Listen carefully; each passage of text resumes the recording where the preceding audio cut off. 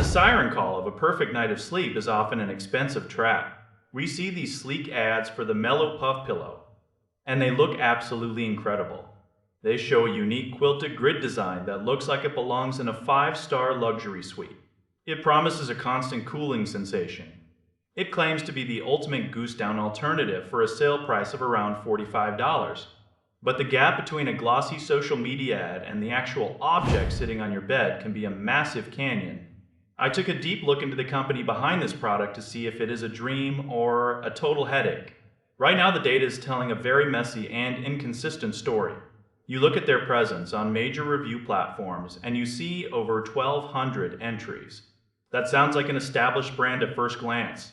A 3.4 rating out of 5 isn't an immediate death sentence. However, it is a massive red flag when you look at the actual distribution of those scores.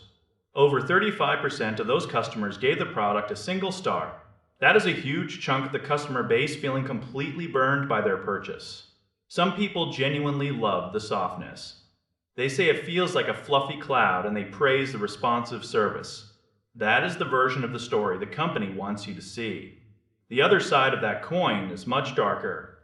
People are reporting pillows that arrive and immediately lose all their structural integrity. They start out looking like that beautiful quilted puff from the marketing videos. Then they turn into a flat and limp piece of fabric within a few nights of use. The cooling feature is another major point of contention. The marketing copy says it stays icy and fresh throughout the night. Real-world users are saying it traps heat just like any other basic polyester fill. Then there's the logistical nightmare that seems to follow this brand.